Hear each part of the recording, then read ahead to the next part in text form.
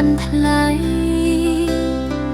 បងនិយាយខ្លួនឯងជាដីតែស្នេហ៍បងស្មងប្រៀបដូចសូវនអូនខ្លាចមិនហ៊ានចំសងថ្លៃ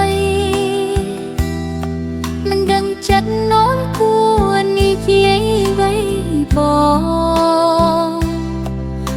ងគិតថាចិនអូនឆ្ងាយដូចកាយមិនអាចផ្អែកកាយប្រឡោមស្នេហា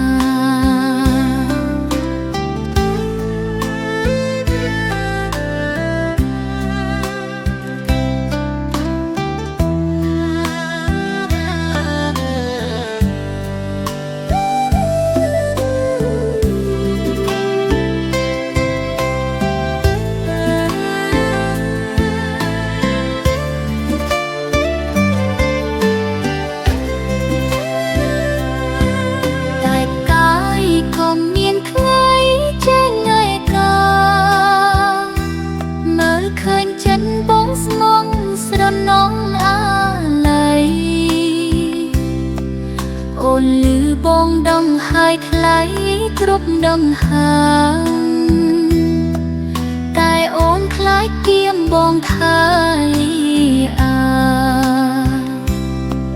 បើវាស្នាចាឲ្យអូនឆ្ងាយលើវេហាហើយដូចចិនតាยังនៅតែស៊ូ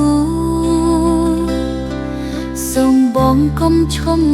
កុំបងបដូរអូនស្ងៀមស្ងាត់មិនមែនមិនដឹងពីពេល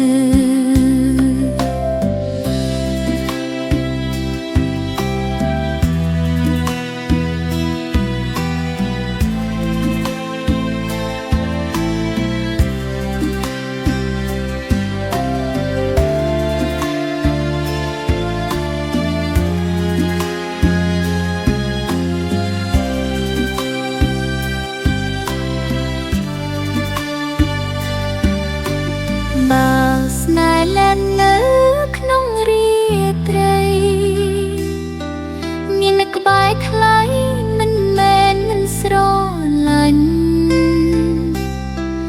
បើវាសនាយើងអាចមាននិស្ស័យអូនសូមបន្ទាបស្នេហ៍ថ្លៃឲ្យបងបេញយក